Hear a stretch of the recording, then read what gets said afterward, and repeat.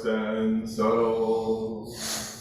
The Dharma is vast and subtle. We now have a chance to see this. We now have a chance to see this. Study this and practice this. Study this and practice this. May we realize this true meaning. May we realize this true meaning. All right. Welcome, everyone, here in the space and folks on Zoom. It's good to see so many folks from Zen Field as well as Nebraska Zen Center. All right. You guys can hear okay over there? Yeah, okay, great. So the title of this talk is Don't Be Fooled by Mountains Walking. Don't be fooled by mountains walking. And the inspiration for this comes from one of Dogen's writings called the San Sui Kyo. San is mountains, Sui is water, and Kyo is sutra.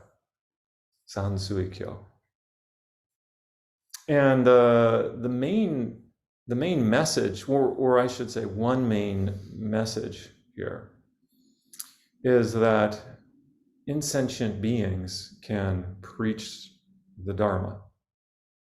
And I'm just here flapping my lips, but if we check out the insentient, the walls, the floor, the grasses, they're also preaching the Dharma. In fact, they're probably much better at it than us adults. Children also are much better at preaching the Dharma because they don't know what it is. As soon as you know what it is, you're off base. And so you're making do with second class when I'm teaching the Dharma. We can hear the Dharma by listening to sound, just whatever sounds might be there.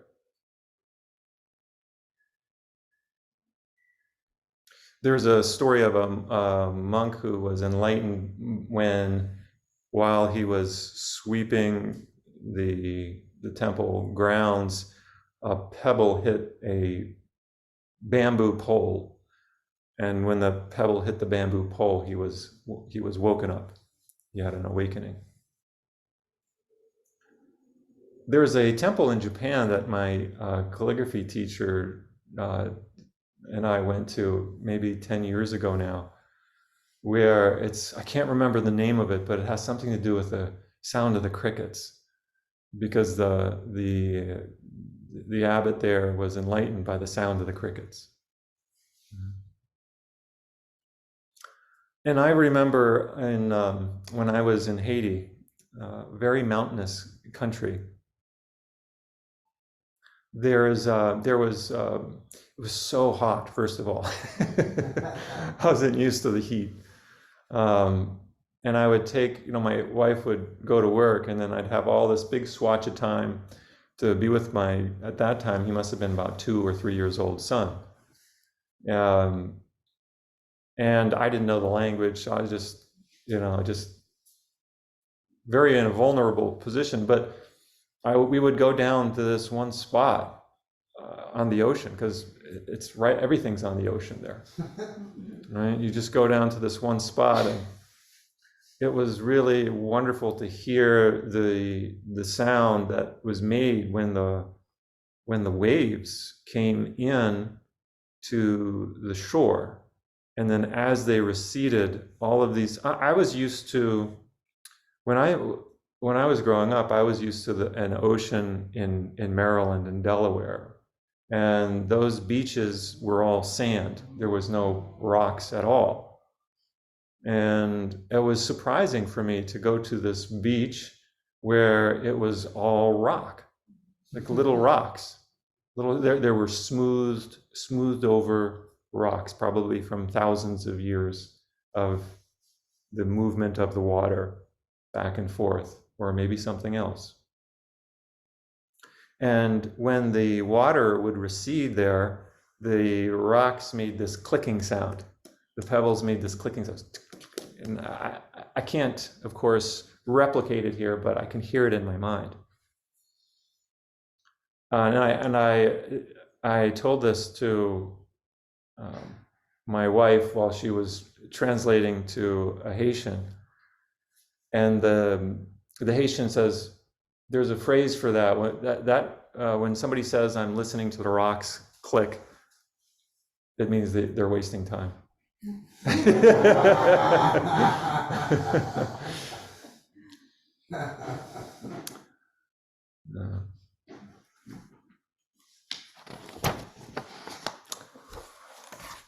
Here in the Midwest, there's not a lot of mountains, right?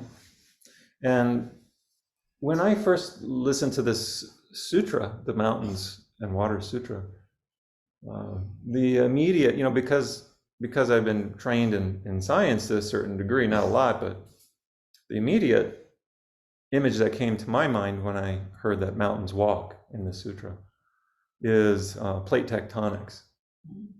And of course, Dogen didn't know anything about plate tectonics in that time. No way. We didn't know that that's what these mountains are doing. And so here we are in the Midwest, and there's no mountains, but we're deeply interconnected with the mountains. If we get a broader sense, here in the Midwest, we're deeply interconnected with the mountains. If you think about on the East Coast, you have the Appalachian Mountains, right, coming up out of the ground.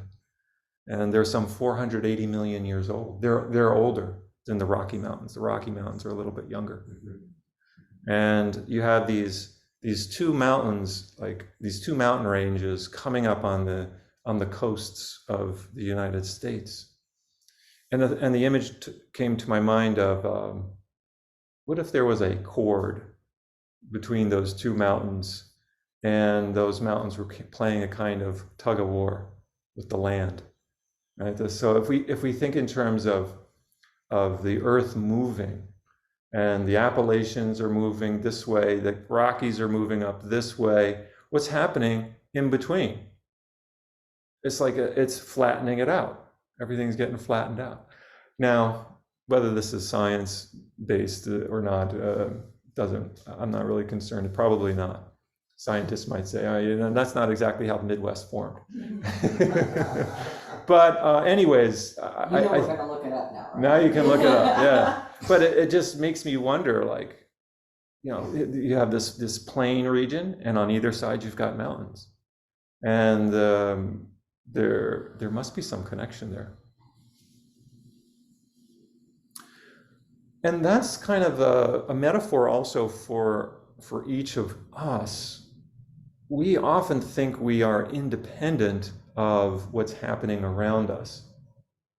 Right? So the Midwest is independent from the East Coast or the West Coast in some ways. That's how we kind of think regionally. What's that? Geographically, yeah, geographically. And sometimes we get caught in thinking that these regions are separate and different, and they are separate and different. But the teachings of the Buddha are that everything is because everything else is. Right? I wouldn't be here if it wasn't for you. That's really the reality of the. I would not be sitting here talking if it wasn't for you. Each one of you. Don't think. Oh, I'm the exception. That's what we want to do. We want to say I'm the exception. But you are not the exception. We each contain the other. There's a quote by James Baldwin. Each of us forever contains the other, something like that. I had it in my mind and I left. Each of us inextricably and forever contains the other. Each of us inextricably and forever contains the other. This has nothing to do with religion. It's the nature of reality. It has nothing to do with being Buddhist, Christian, etc. We contain each other. That's the Dharma.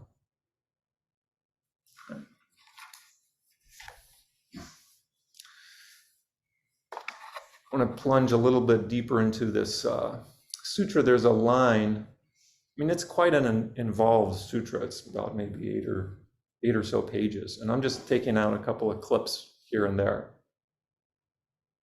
So in one part of the sutra, Dogen exhorts his students to observe mountains walking. Again, you got to think about this is in the 12th century, 13th century. He's saying, observe the mountains walking. He says, if you doubt mountains walking, you do not know your own walking.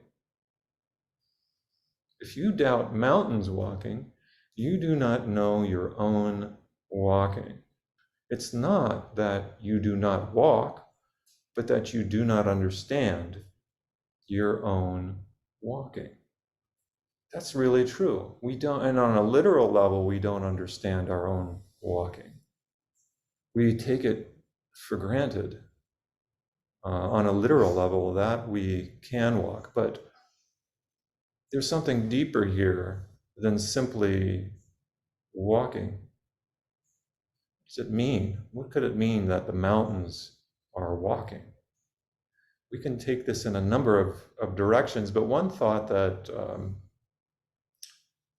comes to my mind is, and this is a practice within the Dharma, is to be the mountain, right? To see, to imagine ourselves as a mountain. And that's what we do when we're sitting Zazen. When we're sitting Zazen, we're stable.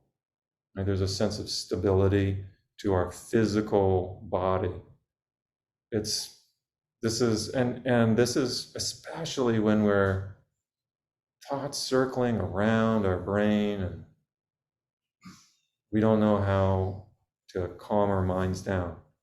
We can connect with the mountain within us, right? If we are each inextricably and forever containing the other, that is no less true for the mountains within us. Those mountains are also in us. And so we can tap in to the mountains within us. Right? We can tap into that energy of the mountain, that sense of stability. We could, if nothing else, learn to slow down. Of course, if you watched a speed up version of plate tectonics, you would see the mountains almost dancing, depending on how fast you go. But over 480 million, if you condense 480 million years into, say, 1 minute,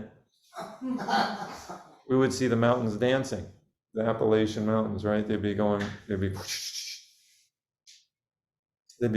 quick. So, but us as human beings, we only think in terms of maybe 100 years. If we're lucky, we think of in terms of 100 years or 50 years, maybe. We don't have that long view unless we practice. That's where practice comes in. We enter into the ultimate, what's called the ultimate dimension, or the absolute realm. And any one of us here can enter into that realm at any time. It's not, you don't have to have some special ability. It's just the way that maybe you hear something, maybe you hear the pebble hitting the bamboo, or something wakes us up. Maybe you experience old age, sickness, and death in some form, and you realize, there's something more that I've been missing. Right? And so we can tap into the mountain within ourselves, and that mountain can ground us. We can slow down.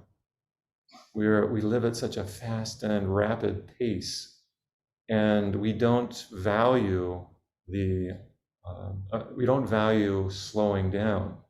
It's kind of like constant stimulation. I want to get this. I want to get this. I want to get this. Or even with spirituality, we want to get this. We want to get some special experience. But what if we were to just slow it way down? We can slow down. The mountains move, compared to humans, the mountains move very, very slow, right? But the mountains are also in us, and we can tap into that speed at any moment. So this is just a reminder of that. And this is just a reminder when you're head is spinning and you're trying to catch your tail, to you can slow down. We can slow down. And we come here together to sit Zazen together so that we can do that more easily. It's just so much easier, isn't it? When you come and sit with a group and you get the collective energy of everybody in the space. That's why I said at the beginning here of Zazen that we never doubt that you're not contributing. Just by coming, just by sitting down, you're contributing. There's an energy that's created. In Chinese theory, we talk about qi, or in India, prana, this energy. And when we sit in silence, we're generating that qi, that energy. And it's palpable. You can feel it when you're sitting in silence. When you really are, when the room is really silent, you can feel that silence.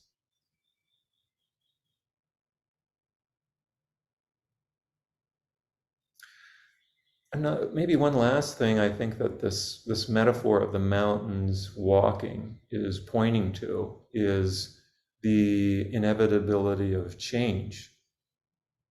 Right? We get ourselves surprised. So we get fooled. We get fooled by the mountains walking because we think some things are just never going to change. And usually, in the negative sense, some things are always going to be like this. But I think each of us has had an experience where there's a major upheaval, right? The mountains are walking. And we can't ever doubt that this will continue to happen for us. The mountains will continue to walk here and there. I'll give you an example from my own life. We've had a family of Hondurans staying with us for the past over 2 years now, seeking asylum.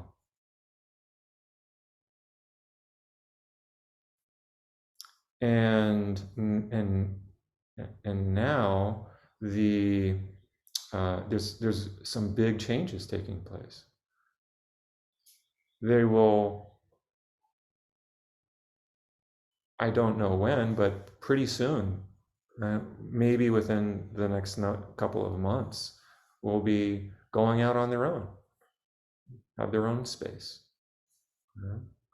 And so it will be an interesting shift where here we thought they were going to be here. I mean, you get this sense like something is going to be there forever, where someone is going to be there forever because you see them in the moment and you think, is this ever going to change? Or you think, I hope this never changes, right? It could go either way. But it does, it changes, shifts, something shifts. I think, when I was at Mount Equity Zendo, I thought I was going to be there for the rest of my life. That was my plan. That was the trajectory of my vision. It's okay, I'm just here. This is it. It's very simple, very straightforward. And then I realized, nope, not going to happen. Something's changing here, and I got to pay attention to that. My teacher, she probably thought the same thing, that she's going to be there the rest of her life. Now she's in an assisted living facility. Right? We saw the same thing with Nona. Right? So these mountains, right? These mountains are moving. They change. So I just want to, first, if we think we're stuck in some way in our job, our marriage, or with our kids, things will change inevitably. That's the gift of the mountains walking. It might not happen at the pace that we want it because humans tend to think in terms of 50 or 100 years. But if we think in terms of the mountain, 480 million years, things are going to definitely change. We don't have to worry about change happening. But what our practice is, it's about keeping at whatever it is that we're doing, putting in the effort. Sometimes it involves us struggling. Right? So that's why we come to sit. That's our koan. Things are not changing the way we want them. That's our koan. We sit with that and we put some effort into it. And maybe we're able to let go of our ideas about what things are supposed to be like. But what appears impossible to move or change is possible. I think that's another message here. What appears to be impossible to move or change is certainly possible. So don't be fooled by your small views. The mountains do walk. Thank you. And I thought maybe it would be interesting to discuss how you've seen mountains walk in your own life, of course, metaphorically speaking. Maybe other examples.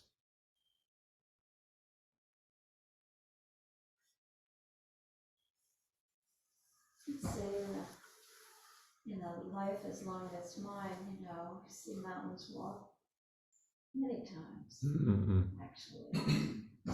And you become accustomed and, ready for the mountains to walk again. I mean, the mountains have walked here at this Zen Center, Zen Center a couple of times. And of course, in life, that there are changes that happen that it is usually, not your plan, right? Mm. You have an idea of, what your plan is in life, and it sends you off in a new direction. Usually, which is, turns out great a lot of times. Sometimes not so. But Yeah, and folks online, please feel free to share as well. Or if there's other questions too, you're welcome. Yeah. Thanks, Daishin.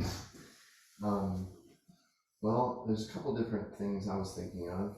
Like, if there's a huge problem in my life or something that doesn't sit right with me, I'll think, okay, I need to change it. But then I reflect on every time that's happened, if I just be patient, the problems usually handle themselves.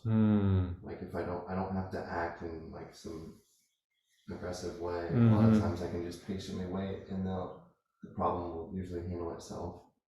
And another way I saw it was maybe the mountains really aren't literally moving. Maybe the mountains are just kind of walking their walk without actually like moving. So they're kind of like existing.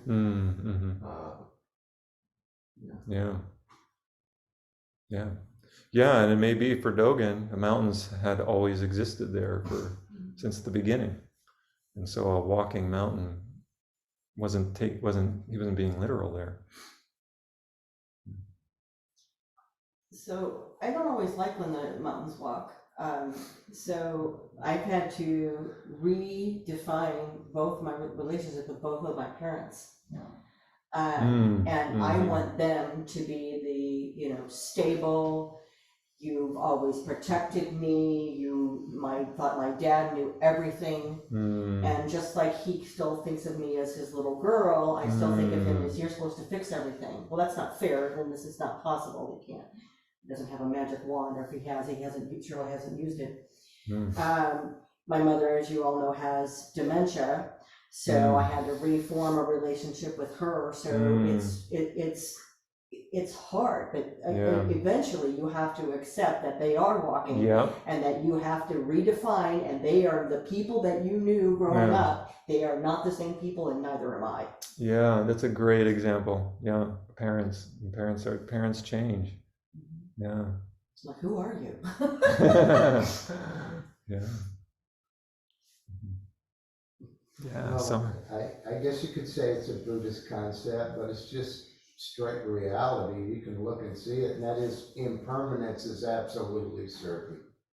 It's going to go away. It's going to change. I mean, in fact, we're moving 68,000 miles an hour right this second. Right. So, things are on shaky ground. We're on a top spinning, basically. Yeah, that's what keeps us all here too. Yeah, that's what keeps us glued. That keeps us glued to the ground. We're spinning so fast that we can't feel it. Yeah. I also really like what Benji said about thinking of it also in terms of patience, and really seeing things in the long view. Mm-hmm. Our tendency is just to, short term, what's next? Mm-hmm. And I was telling the group down at OCC this week, I heard a great thing about impermanence this week. I heard that 99 point something % of all species that have been alive since the beginning of the earth have gone extinct. Wow. So it's like appreciate the present moment. When you're sitting in meditation, think about things in a really long term way. Right. Long view of things. Right. And we're getting better at thinking about the deep past, in terms of millions and billions of years. We're getting better at that and thinking, wow, the earth has really changed over time. We're not as good as thinking at thinking of the long-term future in terms of, say, 1 million years from now or something like that. Right, it's inconceivable, but I mean, certainly things are going to, are we there might be this thought that we are the be all and end all of species, but aren't we on a planet that is constantly changing and evolving, and we're totally subject to that. What that will look like. I mean, we don't have to imagine it, but we could kind of put it out there in the long-term future. What will life on Earth be like? This is a place where life is really fecund. It happens to be exactly the right distance from the sun. And just like the Rockies and the Appalachians, all of the other planets play a role here on Earth too. It's not that the Jupiter's way out there, and the Buddha was enlightened when he saw the morning star, which was probably one of the planets. None of these planets are also part of the Earth, right? So we live in a place where life really blossoms here. If humans don't survive, something certainly will. Right? We don't know what's going to happen here. We don't have to worry about what's going to happen, the fate of the Earth. Yeah. It reminds me that I read a story about they're trying to figure out how to communicate to future humans that there's nuclear waste stored here. Right. Yeah. Figure future humans may not even be speaking any kind of modern language. Right. So they're trying to use intuitive pictograms or something. Yeah. Right. Because that nuclear waste will be there for way longer than civilization will. Yeah, it's really incredible to think about that. There's a scientist, somebody with a spoon in his mouth.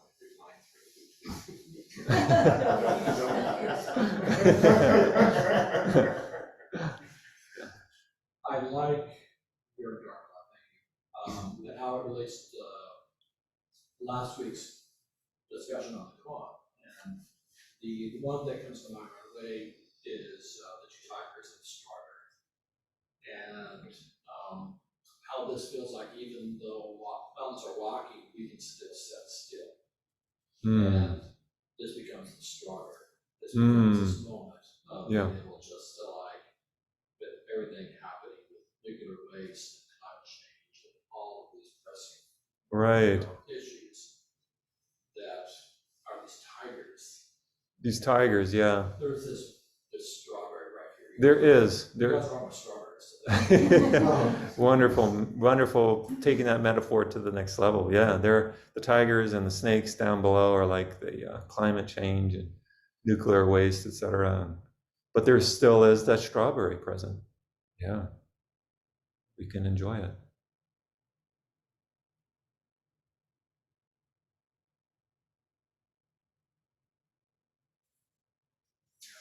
Mike?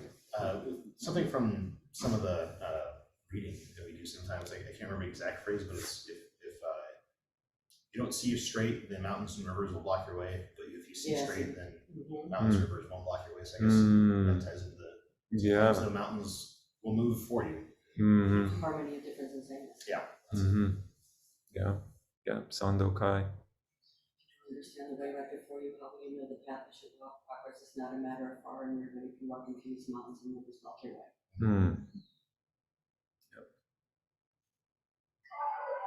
Daishin. Yeah, next. Thank you for the talk.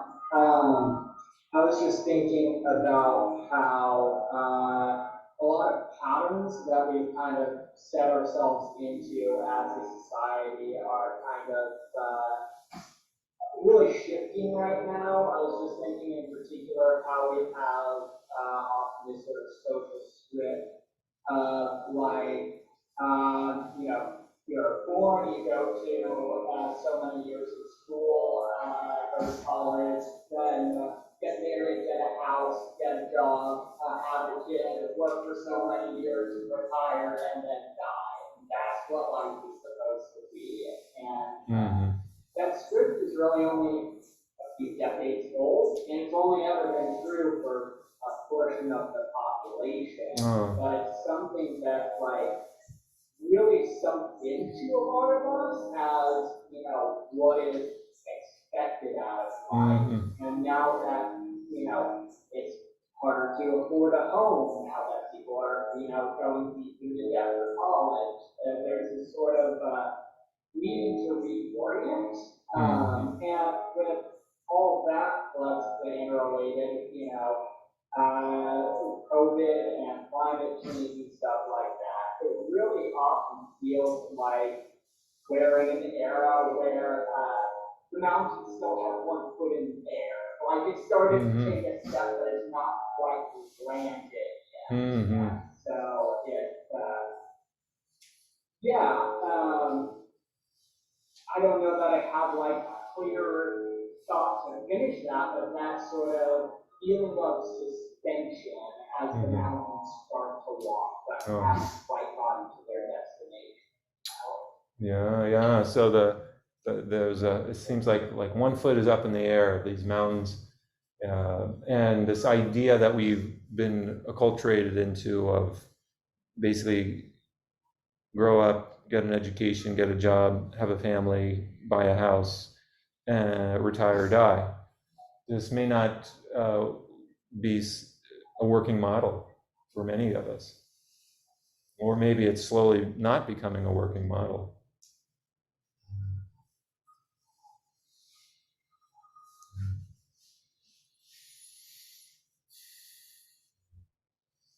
I was volunteering. Thank you for the talk, and hello everybody. Glad to be with you all. I was volunteering at Food at First, which is at the church basement. They have 3 days out of a week, a place for everybody to go get food. It's an open market, and I was in back handing, cleaning up and handing out vegetables. And there's a whole bunch of us working together, but as you were speaking about the trees and the mountains, I was first looking at them as people who need something, food, all different colors, all different ages, and I could see that my mind was switching back and forth between, then when you talked about the mountains, all of a sudden I realized these were all mountains walking. I was judging these mountains, trying to figure out what their stories were. How can I be more of service or not?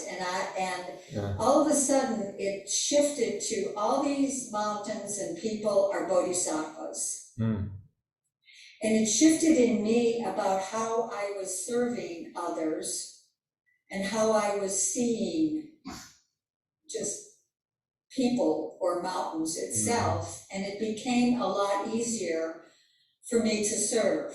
It was like I wasn't there because I was getting really tired and I was getting kind of like I wish it was over, and then all of a sudden it just the shift between, it was almost that whole thing with I and thou, and I was thinking of that, the I and thou, the book from Martin Buber, right? And I saw them as more of I and thou rather than I and it, rather than it, and it just shifted my perspective. Anyway, I just appreciate the talk about the mountains moving. Yeah, thank you. Thanks for sharing and bringing it into how to connect with service. Yeah.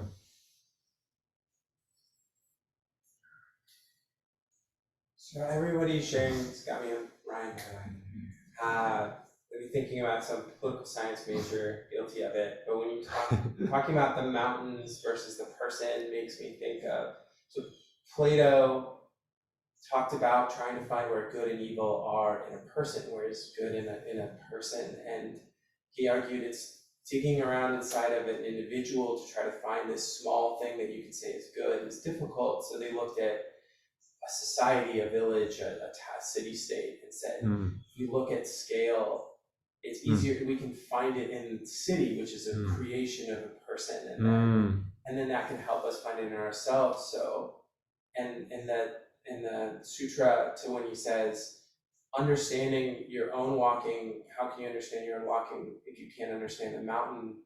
To me, can be seen as trying to find nirvana in myself, trying to find that peace in myself is it can be difficult, and it's small and personal. But as you said in the beginning, that nature and the inanimate can be a better teacher. Looking at the mountain to learn, to see the lesson, to understand my own walking, or to understand my own nirvana. Yeah, and I'm not really an expert at this. I was, yesterday I had a chance to watch a movie called My Octopus Friend. Teacher. Teacher. Have you guys seen that? Some of you seen it? Yeah. I mean, I think that guy puts us all to shame. Yeah. He really demonstrates, like, What's it about? I don't remember it. It's about this filmmaker who goes. He has kind of a midlife crisis type thing, and then he starts diving on the coast, very close to where his house was, and he makes friends with an octopus, basically. Nice. And he documents it because he's a filmmaker. He documents it for like a whole year. I didn't get to see the whole thing, but I saw a big chunk of it. I think it might be on Netflix. Yeah, it's on Netflix. I'll have to finish it later, but it was just astounding. The non-sentient beings preach the Dharma, and even beings like an octopus preach the Dharma if we can hear it. And I think that, I'd like to think that our practice of sitting helps us to get more fine-tuned, our mind fine-tuned. And especially after you sit a sesshin for like 3 days, your mind gets more sensitized to the Dharma. Your antenna is more directed to hearing the Dharma from the non-sentient as well as the sentient.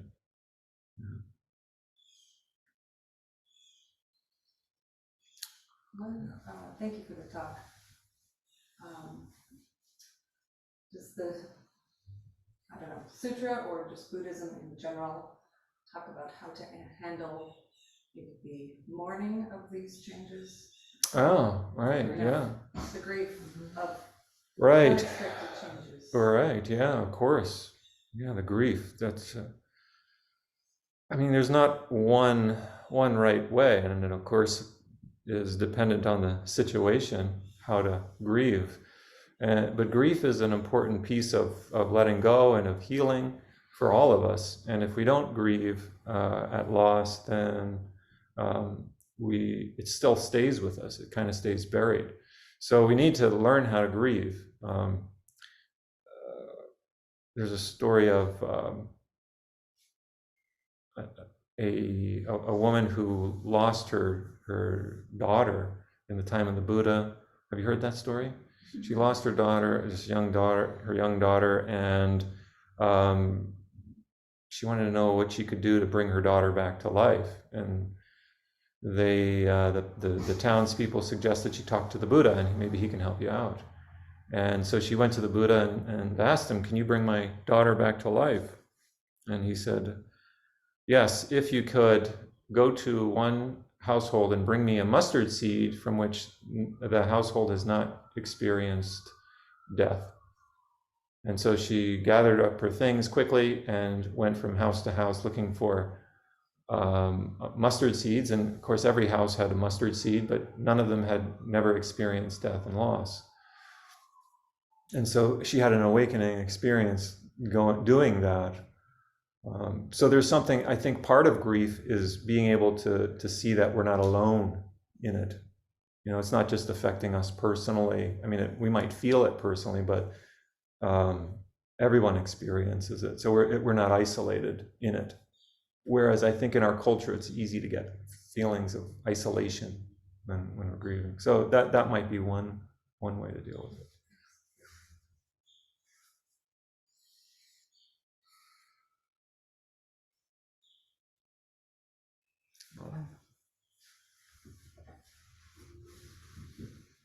Call and response. The many beings are numberless, vowing to carry them across. The many beings are numberless, vowing to carry them across. Greed, anger, and ignorance rise endlessly, vowing to cut off the mind road. Greed, anger, and ignorance rise endlessly, vowing to cut off the mind road. Dharma gates are countless, vowing to wake to them all. Dharma gates are countless, vowing to wake to them all. Buddha's way is all embracing, vowing to follow through. Buddha's